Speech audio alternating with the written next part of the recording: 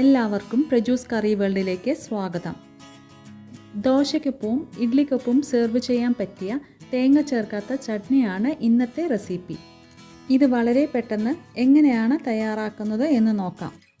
ആദ്യം ഒരു ചൂടായ പാനിലേക്ക് 1 ടേബിൾ സ്പൂൺ എണ്ണ ഒഴിക്കുക. എണ്ണയൊന്ന് ചൂടായി കഴിയുമ്പോൾ തീ മീഡിയം ഫ്ലെയിമിൽ വെച്ച് ഇതിലേക്ക് 1 ടീസ്പൂൺ ഉഴുന്നുപരിപ്പ് ചേർത്ത് 30 സെക്കൻഡ് നേരത്തേക്ക് ഇളക്കി കൊടുക്കുക. പിന്നീട് ഇതിലേക്ക് 1 ഇഞ്ച് വലുപ്പമുള്ള ഇഞ്ചിയുടെ കഷ്ണം, 1 മീഡിയം സൈസ് സവാള ചോപ്പ് ചെയ്തത്, 3 പച്ചമുളക്, 2 തണ്ട് കറിവേപ്പില എന്നിവ ചേർത്ത് സവാള ഒന്ന് സോഫ്റ്റ് ആവുന്നത് വരെ വഴറ്റിയെടുക്കുക. സവാള നന്നായി സോഫ്റ്റ് ആവുമ്പോൾ ഇതിലേക്ക് 4 ടേബിൾ സ്പൂൺ നിലക്കടലയും 2 ടേബിൾ സ്പൂൺ പൊട്ടുകടല അഥവാ റോസ്റ്റഡ് ഗ്രാം ദാൽ ചേർത്ത് 2 മുതൽ 3 മിനിറ്റ് വരെ റോസ്റ്റ് ചെയ്തെടുക്കുക. ഞാനിവിടെ പച്ച നിലക്കടലയാണ് എടുത്തിട്ടുള്ളത്.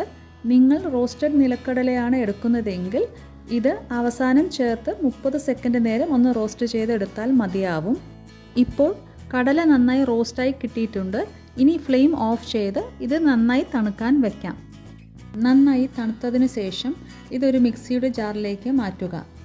ഇനി ഇതിലേക്ക് കുറച്ച് മല്ലിയില, 1/2 ടീസ്പൂൺ ഉപ്പ്, ഒരു ചെറിയ നെല്ലിക്ക വലുപ്പത്തിൽ പുളി, 1/4 കപ്പ് വെള്ളം എന്നിവ ചേർത്ത് ഒന്ന് ക്രഷ് ചെയ്തെടുക്കുക.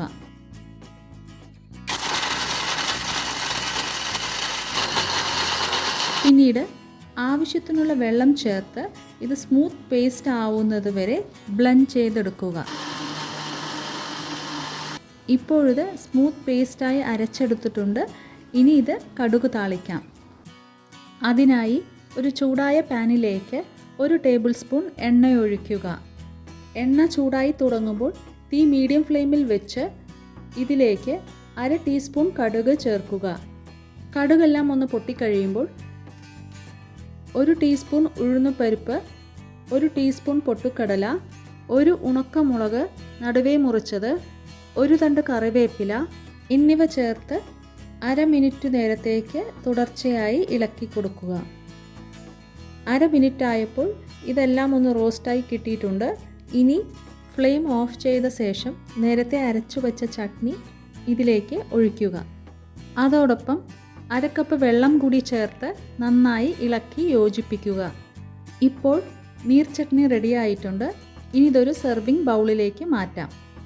ഇത് ദോശയുടെ കൂടെയോ ഇഡ്ലിയുടെ കൂടെയോ സെർവ് ചെയ്യാവുന്നതാണ്.